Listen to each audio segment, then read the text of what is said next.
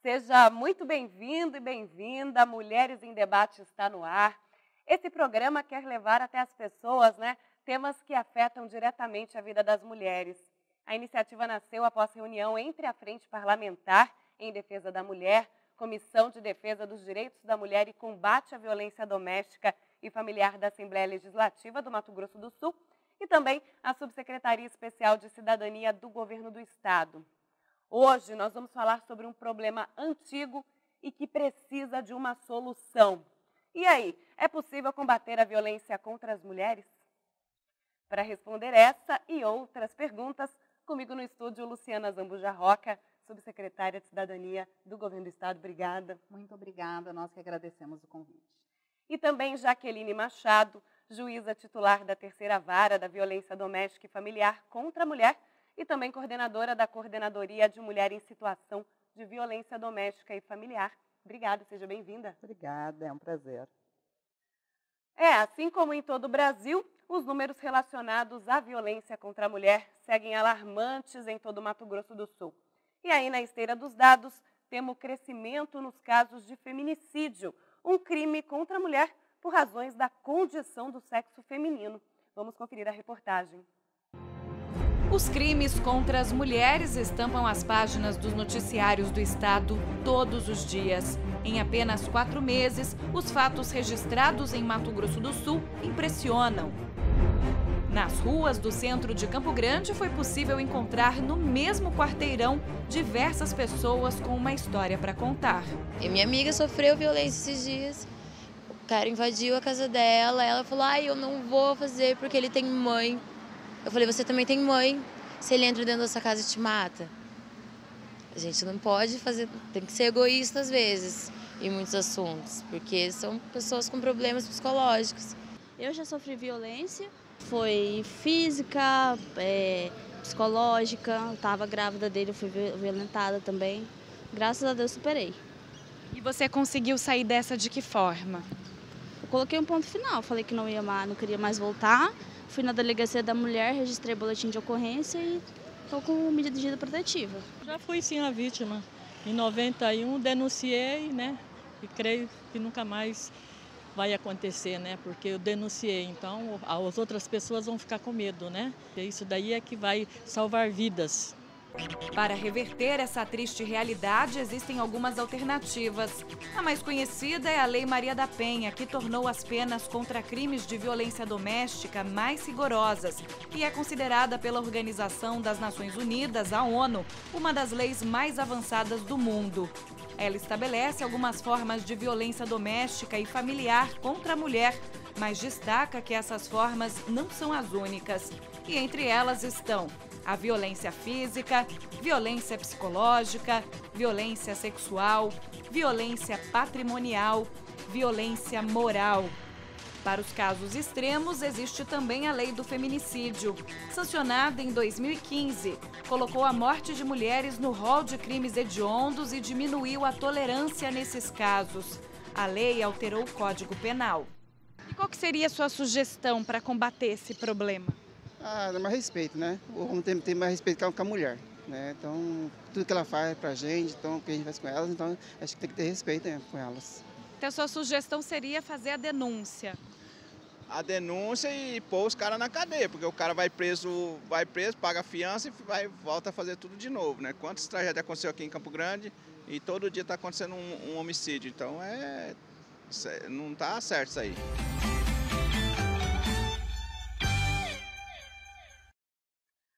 Muito bem, em situação complicada, a gente observa que diversas pessoas já sofreram violência doméstica. Eu mesma me surpreendi quando fui entrevistar essas mulheres nas ruas e observei que muitas delas, inclusive, já tinham sofrido pessoalmente a violência.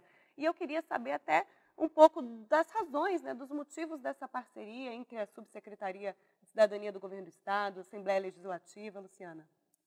Sim, é preciso falar sobre a violência contra mulheres para que a gente possa fazer o enfrentamento à violência doméstica e familiar, o enfrentamento à violência de gênero, que afeta milhares de meninas e de mulheres. Então, numa conversa bem informal com os deputados que compõem a Frente Parlamentar e a Comissão Permanente de Defesa dos Direitos da Mulher, nasceu essa ideia de se criar dentro da TV Assembleia esse canal direto que a gente pudesse discutir várias questões das políticas públicas para as mulheres, mas principalmente que a gente pudesse ser um canal para discutir abertamente com pessoas que estão ali na lida diária do enfrentamento à violência, como o caso da doutora Jaqueline, aqui presente hoje nesse nosso primeiro programa, que é a juíza coordenadora da Coordenadoria do TJ, que é a juíza que está lá na Casa da Mulher Brasileira, para que a gente possa, o governo do Estado, a Assembleia Legislativa e vários parceiros, somar as forças e somar esforços nessa luta. Bom, então vamos falar do problema que acontece, né? É uma realidade hoje no Mato Grosso do Sul. A gente tem aqui em âmbito local, nós contamos com a Casa da Mulher Brasileira, o Centro de Atendimento à Mulher. E como é que a senhora, doutora, enxerga, né, esses números e o aumento também dos casos aqui em Mato Grosso do Sul? Como é que eles são tratados em Mato Grosso do Sul? Na verdade, a gente tem uma estrutura muito boa aqui no Mato Grosso do Sul, principalmente aqui em Campo Grande, para lidar com esses casos de violência contra a mulher. E isso também, né, tem um efeito com relação ao aumento de denúncias, né, porque as mulheres se sentem mais protegidas para comparecer, por exemplo, uma Casa da Mulher Brasileira, onde ela vai ter um atendimento diferenciado, né, e, já que as diretrizes da casa têm como meta atender um atendimento humanizado, né, e prioritário dessas mulheres. Mas a gente não pode deixar de pensar também que os números aumentaram, sim, que a gente tem um aumento da violência, que, no geral, a gente tem um aumento da violência, né? E que as mulheres também são as maiores vítimas dessa violência, né? Desse discurso todo de ódio, de agressividade, de polarização. E eu até queria ver qual de vocês duas poderia me responder, porque a gente tem observado os noticiários, a nossa reportagem também trouxe, que realmente a informação está chegando à população. O fato dessa informação e também do esclarecimento sobre o que de fato é feminicídio tem ajudado a subsecretaria, também a justiça de alguma forma? A principal campanha do governo do Estado na área é a educação, a prevenção, o acesso ao conhecimento, e nós temos insistido em dizer para mulheres e meninas que aquelas pequenas violências, aquelas violências sutis que elas sofrem no dia a dia, são uma violência doméstica que não podem ser toleradas, e também falado para meninos e para homens que determinadas atitudes, que às vezes eles nem sabem que podem ser consideradas crimes, são crimes e podem ser punidas na Lei Maria da Penha. E por que a gente insiste em dizer da prevenção, trabalhar a educação, essa parte do conhecimento? Porque os feminicídios são mortes evitáveis. Nós podemos romper o ciclo da violência, romper aquela relação abusiva ainda no início, para que a violência não seja gradativa e não culmine numa morte violenta de mulheres. E esse feminicídio, ele é fruto de um relacionamento doentio, ainda de um modelo arcaico de família? Eu acho que é fruto do machismo do homem agressor, que se julga superior à mulher e a tem numa relação desigual de poder. E eu vou fazer uma colocação aqui, gostaria da doutora Jaqueline entrar na sequência, porque ontem ainda, doutora, a gente conversava e falaram assim para mim, a causa do feminicídio é o álcool. Eu falei, ok, mas o moço, ele bebe todos os dias na esquina, no barzinho, e ele não mata os amigos do barzinho todos os dias. Ele mata a mulher quando ele chega em casa, ele agride a mulher, ele agride os filhos quando ele chega em casa. Então, o álcool não faz a pessoa matar alguém. Então, a causa não pode ser o álcool, não é a crise. A causa é o machismo, é essa relação de superioridade desse homem agressor com a mulher e com a família. Eu acho justamente isso. A gente tem que pensar que existem, claro, situações potencializadoras, como o álcool, problemas familiares, dificuldades financeiras, mas podem ser potencializadores, nunca a causa, né? A causa justificável, o que se justifica mesmo, é a questão do ódio ao feminino, tá? A questão realmente do machismo, de uma sociedade patriarcal, né, que ainda vê a mulher como um ser submisso, que teria que ser submissa, e no momento que ela não é, né, que ela não tem essa submissão, ela é vítima de crimes, né, contra ela e desse crime bárbaro. E isso é comprovado porque justamente o maior número de mortes de mulheres se dá no momento que ela tenta romper esse relacionamento. Ou seja, no momento que ela busca uma autonomia, no momento que ela tende a querer se livrar desse relacionamento abusivo, de um relacionamento onde ela é submetida a uma situação digna, né, de convivência com esse agressor. E existem alguns casos que chegam até a coordenadoria, por exemplo, que chegam até a vara e que a senhora pode citar para a gente, que sejam curiosos e que possam servir como exemplo? Na verdade, tem inúmeros casos, né? Nós recebemos mais de 20 pedidos de medida protetiva ao dia, né? Na Delegacia da Mulher, em torno de 600 boletins de ocorrência ao mês. Então, são inúmeros casos com histórias diversificadas. Agora, eles estão baseados sempre na mesma coisa, numa suposta superioridade masculina, tá? Fruto de uma construção social, tá?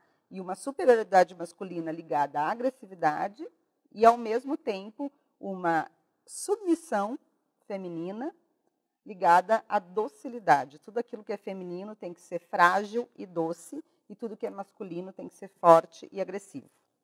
Olha, quero botar um pouco de pimenta, né, no nosso bate-papo aqui, até porque é um assunto que tem despertado o interesse da população. E muitas pessoas, eu não vou dizer que sejam só homens, como também as mulheres, elas culpam muito uma mulher que é vítima de violência.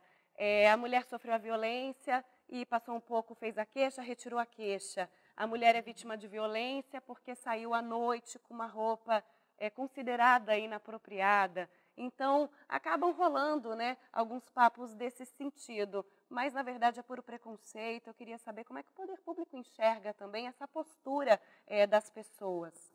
É exatamente o que a doutora Jaqueline falava da sociedade patriarcal, de nós temos essa herança tradicional dos papéis masculinos e femininos. Então, tradicionalmente, num passado não muito longe, o papel da mulher era do lar, era o privado, era o ficar em casa e cuidar da família, do filho, dos pais, do marido.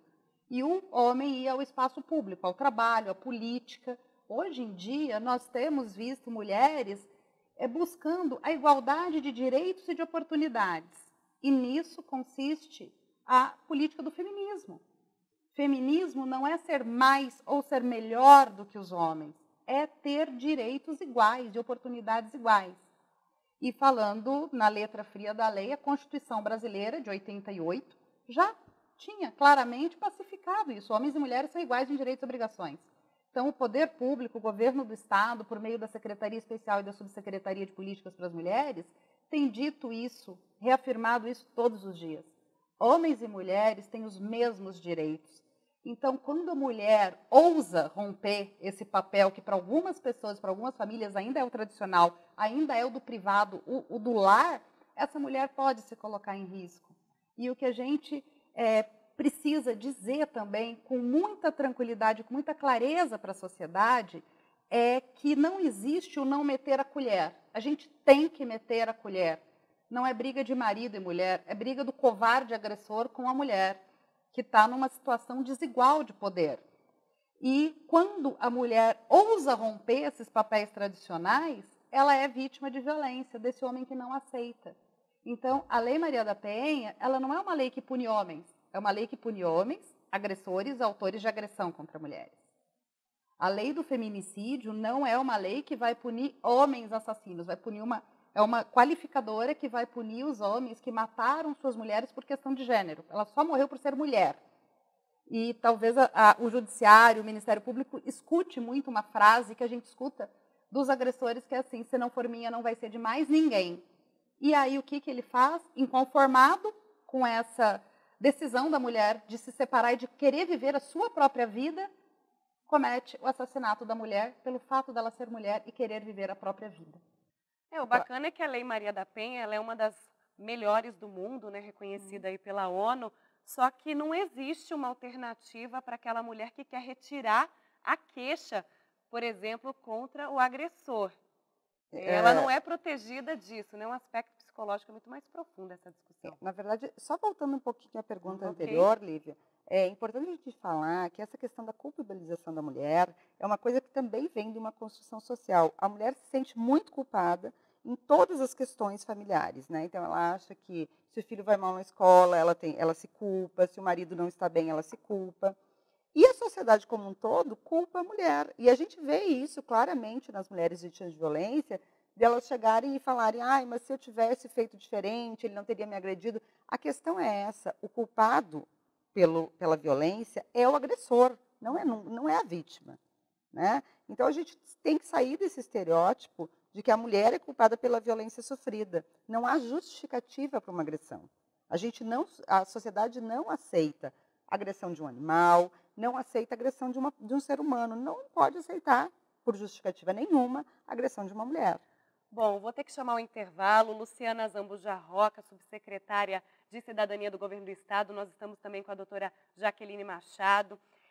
Nós vamos para um rápido intervalo. Mulheres em Debate já volta. Os telefones úteis vão aparecer sempre aqui na nossa tela. Você pode anotar o número. É importante que essa mensagem seja disseminada a toda a população. Nós já voltamos.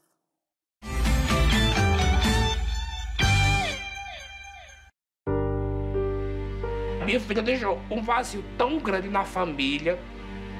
Que só quem passou por isso na família ou próximo sabe como que é, né? Foi um dos momentos mais difíceis da minha vida.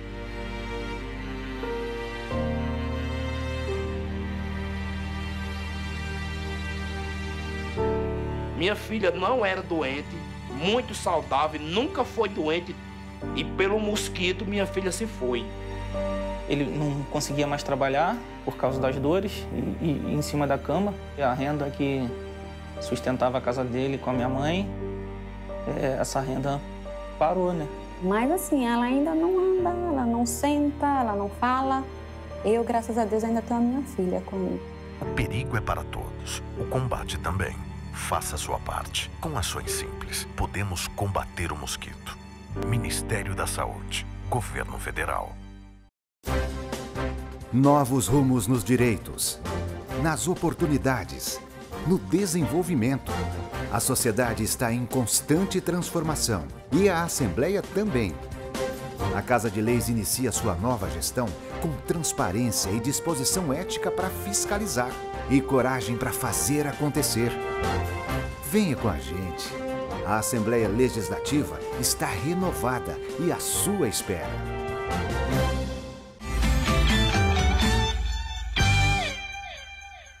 Mulheres em Debate de volta com um tema super importante: combate e enfrentamento à violência contra as mulheres.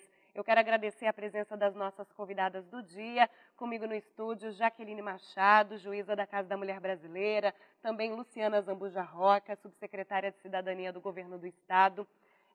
Eu deixei uma pergunta no bloco anterior, né, e que gera bastante repercussão entre as pessoas, falando justamente sobre essa culpa que a mulher tem em um caso extremo. Ela vai, faz a sua denúncia e depois ela retira a denúncia contra o agressor, e é aí que algo mais grave pode acontecer. Queria saber a sua avaliação. Então, na verdade, a mulher tem a possibilidade de revogar o pedido de medida protetiva, né? Na ação penal, que é onde o agressor vai ser julgado pelo crime que ele cometeu, se for de uma lesão corporal, né, uma violência física, ela não tem como retirar a denúncia, né? Não tem como retratar essa denúncia. Ela só pode retratar em caso de ameaça ou calúnia, difamação, injúria, né? São crimes mais leves. Mas no caso de violência física, não. Agora, a medida protetiva, ela pode sim retirar em qualquer momento. Nós temos que considerar a complexidade da violência de gênero, porque a mulher, aquele relacionamento para ela não é um relacionamento 24 horas por dia agressivo, né? Existe um momento em que ela teve filhos, em que ela construiu objetivos em comum. Então, é muito difícil para ela ir denunciar aquela pessoa que vive do lado dela, que é pai dos filhos dela. E ela, às vezes, denuncia naquele calor de estar machucada, de estar muito impactada com o que aconteceu, e depois se arrepende, fica pensando nas consequências, ou está num ciclo de violência doméstica, ou seja, ela está naquele ciclo em que naquele momento que ela foi violada nos seus direitos, ela vai lá, ela quer separar, mas depois ela não consegue, ela acaba voltando. Então, essa complexidade de ela estar no ciclo faz com que algumas pessoas não entendam, né? E achem que essa mulher, aquele ditado comum, a mulher gosta de apanhar. Não, ninguém gosta de apanhar, né? Ela tem uma série de situações, ou ela tem medo, ou ela tem preocupação com a situação familiar, tem preocupação com os filhos, tem preocupação com o próprio agressor, que se ele tiver uma condenação, que ele não possa arranjar emprego, ou seja, tem a atenção dos filhos. E esse agressor, ele costuma ser mesmo o parceiro, o marido?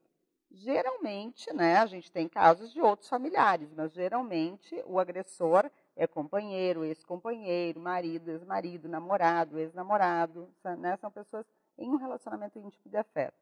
Tá, uma vez esse medo, essa agressão, essa possibilidade de agressão, porque a gente pode colocar como violência, né, a violência moral, né, quando a pessoa levanta a voz com uma mulher, isso é violência. Isso já pode ser um indício, por exemplo, de uma denúncia.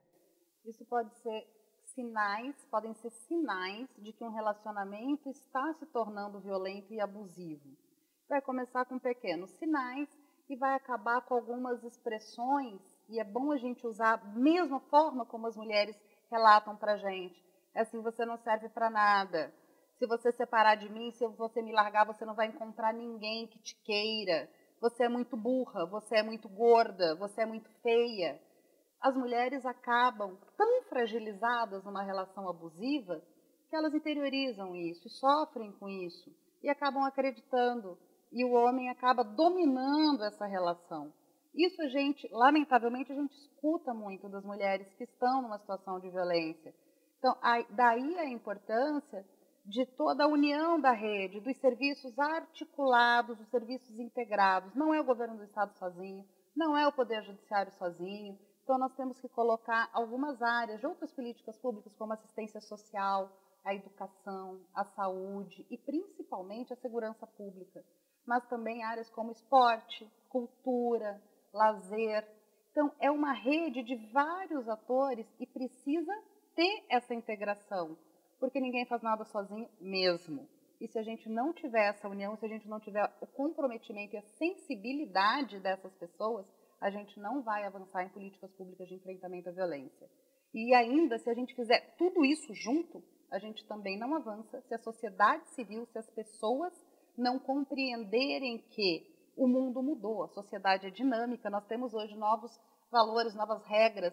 Então, a gente precisa desconstruir aquele modelo antigo, daquele papel da mulher no ambiente privado e do homem no ambiente público. A mulher pode ser o que ela quiser, pode estar onde ela quiser. Isso não é menosprezo ao homem, isso não diminui a masculinidade do homem. Acho que a gente precisa começar a falar abertamente desses conceitos e desses preconceitos que precisam ser transformados e uma nova masculinidade precisa ser colocada. Então, o poder público, a sociedade civil e todas as ações, as campanhas de prevenção e de educação. E justamente sobre isso tem a questão da denúncia. Eu imagino, né, que no momento de violência, essa mulher ela deva estar num momento de desespero, né, num impasse, e às vezes não consegue se abrir com familiares, não consegue ter um apoio ali das pessoas que estão mais próximas. Qual que é a recomendação nessa hora? Nós temos 2 canais. Nós temos aqui em Campo Grande, e falando da realidade da capital do estado, nós temos a Casa da Mulher Brasileira e o Centro Especializado de Atendimento à Mulher, que é o nosso CEAM do governo do estado. A mulher pode procurar voluntariamente o CEAM e vai ser atendida por uma equipe multiprofissional de psicólogas e assistentes sociais, pedagogas, para ficar com as crianças que também podem estar numa situação de risco, ou também para a criança não ouvir aquele relato da mãe. Nós temos uma equipe de pedagogas que ficam com as crianças enquanto as mães são atendidas, e aí elas no CEAM elas serão fortalecidas, serão orientadas, esclarecidas e fortalecidas. Elas podem romper a situação de violência, romper essa união, esse casamento e não denunciar o homem. E tem muitas mulheres que falam isso: eu não quero denunciar, eu não quero ver o pai dos meus filhos preso, mas eu também não quero mais continuar naquele relacionamento violento e abusivo. Então, nós temos e respeitamos essa posição da mulher. Respeito sempre. No caso dela querer levar adiante a denúncia, ela vai até a Casa da Mulher Brasileira, e acho que a doutora Jaqueline, que está lá dentro do serviço, pode fazer todo esse fluxo que depois retorna para o CEAM. Claro. A gente sempre orienta para que ela procure a Casa da Mulher Brasileira, em que pese ela possa procurar qualquer delegacia, né, da capital, mas é importante ela ir até a Casa da Mulher Brasileira por causa do atendimento especializado que se tem lá. E a Casa da Mulher Brasileira funciona 24 horas.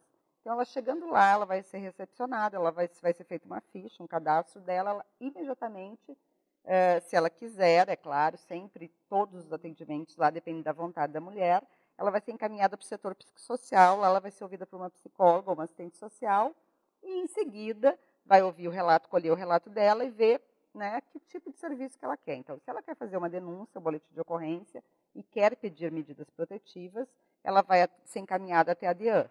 A DIAN, fazendo esse boletim de ocorrência, esse pedido de medidas protetivas, encaminha para a vara de violência doméstica, que é a vara em que eu sou titular.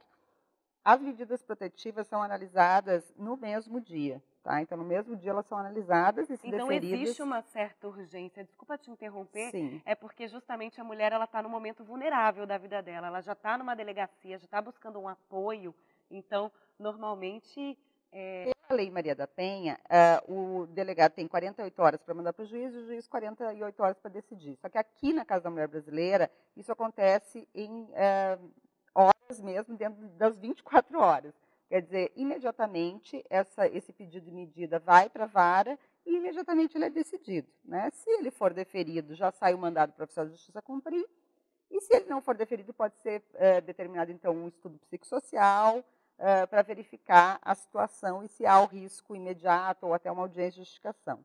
Né? Mas, geralmente, 90% dos pedidos são deferidos imediatamente. É preferível que ela vá pessoalmente? Existem telefones? É preferível que ela vá pessoalmente. Se ela estiver em situação de risco, ela tem que chamar o 190, tem que chamar a Polícia Militar, né? Ou a Guarda, a Patrulha Maria da Penha, que é 153. Mas é importante que ela chame se ela estiver em situação de risco, que ela não aguarde. Né? E se ela quer fazer um boletim de ocorrência, quer ser atendida ou pelos outros órgãos que tem na casa, porque tem o Ministério Público também especializado, tem a Defensoria especializada, né? Lá dentro da casa a gente tem também o FUNSAT, que é encaminhamento para o mercado de trabalho, e tem um alojamento de passagem, ou seja, se ela tiver com risco grave, que ela não puder voltar para casa enquanto a medida protetiva de afastamento do agressor não for cumprida, ela fica no alojamento de passagem, tá, com os filhos, tá? E até que seja cumprida essa medida protetiva. Se o risco for maior e realmente não tem como ela voltar para casa, ela não tiver nenhum parente ou nenhum local para ela ir, ela pode ser encaminhada para a casa-abrigo, né, que é do Estado, e lá ficar por um período com os filhos, que é um local sigiloso, em que ela vai ter a garantia da sua vida, da proteção da sua vida. Então, a dinâmica é Casa da Mulher Brasileira, depois é auxílio do CEAM. Dependendo do caso. Nesse caso que a doutora Jaqueline bem colocou, de risco de vida, de gravidade, e da mulher ali naquela situação de violência não ter um outro local seguro para se abrigar na casa de uma amiga ou de um familiar, direto da Casa da Mulher Brasileira, ela pode ir para a casa-abrigo, que é do governo do Estado. É um local seguro, sigiloso, protegido, onde ela vai ficar durante um tempo determinado. A equipe técnica da casa vai dar todo o acolhimento, o amparo, o fortalecimento dessa mulher, também buscando a porta de saída. Ou retomar o contato com um familiar que se perdeu nessa relação abusiva, mudar de estado, mudar de município, enfim. E se a mulher está numa relação de tranquilidade com sua segurança e ela quer manter a denúncia contra o agressor, ou mesmo nos casos em que ela retoma a convivência com o agressor e retira a medida protetiva de urgência, o CEAM faz o acompanhamento psicossocial, quer dizer, psicólogas especializadas para atender a mulher vítima de violência. Isso também a gente tem que entender que não é qualquer psicóloga que é capaz de entender o ciclo da violência e de efetivamente ajudar essa mulher a se fortalecer durante o tempo que for necessário. Pode ser que a mulher faça o atendimento no CEAM, encerre e retorne daqui 1 ou 2 anos, daqui 1 ou 2 meses, por um novo ciclo de violência. Isso acontece e ela sempre será bem atendida. Isso é importante a gente dizer. Olha, esse bate-papo aqui é muito interessante, é muito legal, e eu gostaria de desmistificar um fato, porque a gente classifica muito essa questão da violência também pelas classes sociais, e eu acredito que quanto mais alta a classe social dessa mulher, mais difícil fica fazer a denúncia, uma vez que tem toda uma questão, né, do status social, da família, da posição no trabalho. E eu queria saber do desafio dessas mulheres também, porque a violência não tem, né, cor, não tem idade, não tem classe. A violência contra a mulher ela é altamente democrática, ela acontece em todas as classes sociais, em todos os níveis. Às vezes de maneira diferenciada, né, os tipos de violência, mas o que a gente tem? Que nas classes mais baixas, geralmente, os vizinhos costumam chamar, a própria pessoa chama, a delegacia não tem toda essa questão de se preservar com relação a esse status social, essa questão de não se expor, né? Até porque a mulher que é conhecida no meio social e se expõe, ela é julgada ainda mais, né? Mas, assim, o que eu vejo é que as mulheres que têm um nível social mais alto, elas costumam não fazer tantas denúncias e tentam resolver as coisas de outro modo, fazem um divórcio, mas a gente já está vendo uma mudança nisso, tá? A gente já tem visto mulheres já procurando serviços da casa, mesmo com um nível social mais alto. É interessante a gente combater esse mal independente da esfera social que ele aconteça. E para a gente encerrar, Luciana, deixar aquela dica, falar com todos os nossos telespectadores um pouquinho sobre esse problema e sobre o esforço, né, de enfrentar e combater de fato.